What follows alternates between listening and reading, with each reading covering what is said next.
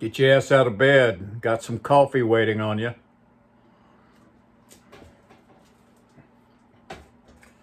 From After Dark World Headquarters, this is your favorite correspondent for KD After Dark because I'm KD. For Mr. and Ms. America, all ships at sea, and all sods everywhere. Welcome to another morning report. It is Thursday, December 23rd. Santa Claus is coming. He's coming soon. Let me show you my Hall of Fame today. Got a good one. Okay. Got this at a wrestling match. This was the first heel team I ever remember as a kid. Rip Hawk and Sweet Hansen. Of course, there's the world champion Joe Louis they're posed with. Sweet Hansen was a big man, even as an elderly guy. Shook his hand. That's his autograph to Kelly. Best wishes, Sweet Hansen. Rip Hawk, though. Let me make sure that you can see. Rip Hawk. That's the man right there. Now, check this out. Does that look familiar to you? That is Jeff Clayton. Whether he was realizing it or not, he just won the finger-pointing world championship with that pose right there. That was in my living room. Oh my gosh, sometime in the 1980s, I guess. And the last thing is here, the tactical girls. You see her. What's really wild is, yeah, she's not really dressed for combat, but for more looking at. But look at that. The gun is called, let me see, a Compressor 300 Blackout, whatever that is. Good looking gun. And you see her extra clips ammo right here, but look at this. Look on her leg strapped on there. C4 plastic explosives, if I'm not mistaken. So, she could be trouble. So anyway, that's the Hall of Fame today. We should get to the reading. 101 personal best development classics. Let's continue with this. Let's go to one that I'm a big fan of. Written in 1936, How to Win Friends and Influence People, Dale Carnegie. Major theme, interpersonal relationships. Very important. If you felt as though your social life or your career connections could use a bit of a boost, How to Win Friends and Influence People is a great book to venture into. This book is one of the top personal development books of all time. Has sold 15 million copies worldwide.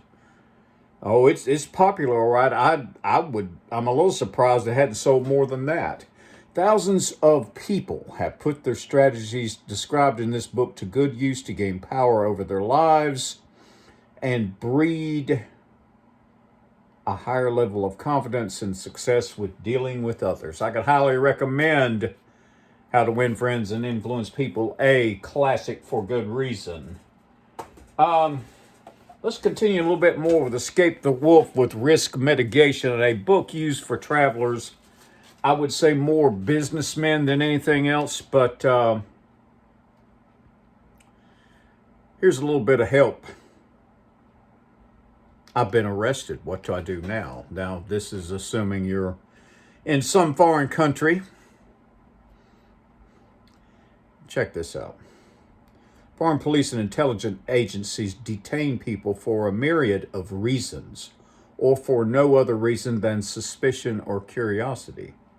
The best advice is to exercise good judgment and be professional in your demeanor. If you are detained or arrested for any reason, here's some points to remember. 2. Ask to contact the nearest embassy or consulate representing your country. As a citizen of another country, you have this right, but that does not mean that your host will allow you to exercise that right. If you're refused or just ignored, continue to make the request periodically until they exceed and let you contact your embassy or consulate. Do stay calm, maintain your dignity, and do not do anything to provoke the arresting officers. Do not admit anything or volunteer any information. That's good policy anyway. Remember, never complain, never explain. You remember, never complain, never explain. Let's say that again. Do not admit anything or volunteer any information. A big do not. Do not sign anything. Often part of the detention procedure is to ask or tell the detainee to sign a written report. Decline politely until such time as the document is examined by an attorney or an embassy/consulate representative. More good information I'll be sharing with you. Escape the Wolf, Risk Mitigation. Clint Emerson, a good read. Like it very much. All right, so Xavier Hollander's gone. She's left the building. But fear not, I do have the Hustler joke book. Let's go for a killer. I'm looking for someone in this early, dark morning to be listening to this, let's say around 5:30, usually when I post these. They're sitting at the table listening to me just carry on about risk mitigation. And then the coffee gets spit out after a certain joke is told. That's what I always imagine. Okay, here we go.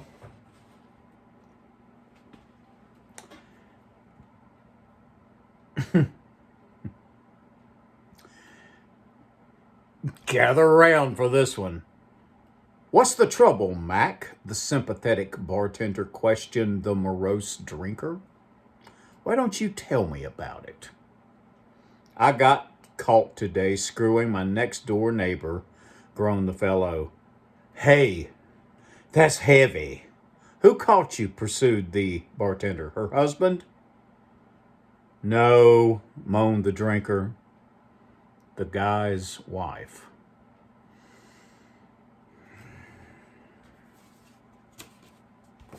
Chosen by Larry Flint personally.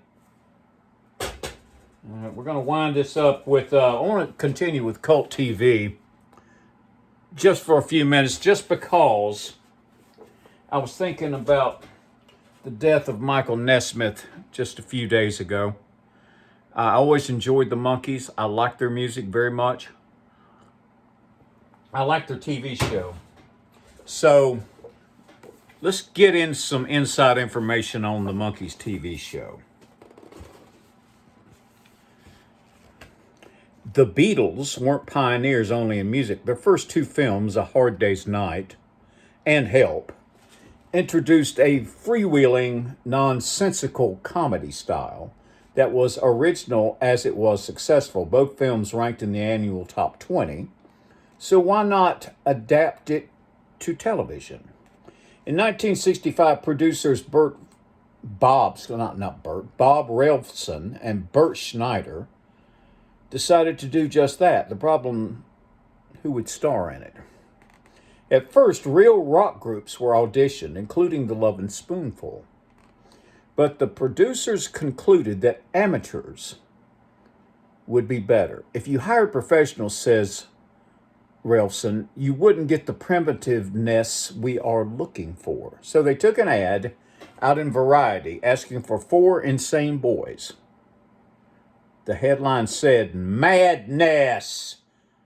437 applicants showed up, including Stephen Stills, rejected because of bad teeth and receding hairline, Danny Hutton, who later joined Three Dog Night, singer-composers Harry Nilsson and Paul Williams, and the big kicker, Charles Manson. A great read.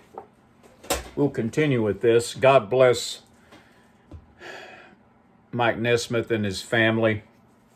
I enjoyed his music. I enjoyed his country music career. He did a really good job with I Fall to Pieces, the Patsy Cline classic. Am I saying it's better than Patsy Cline's? No, but it's good.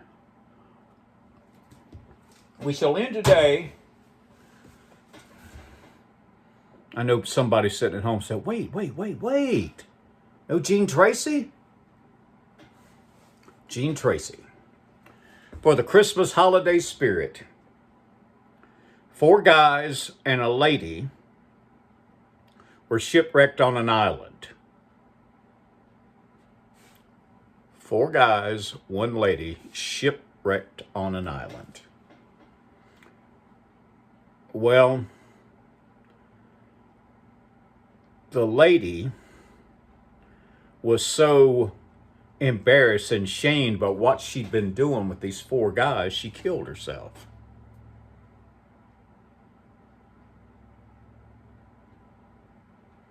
The 4 guys, ashamed and embarrassed, after a week, buried her.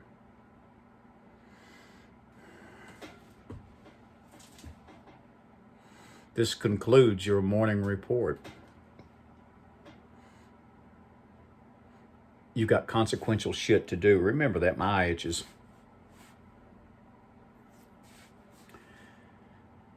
You ready to say our mantras with me?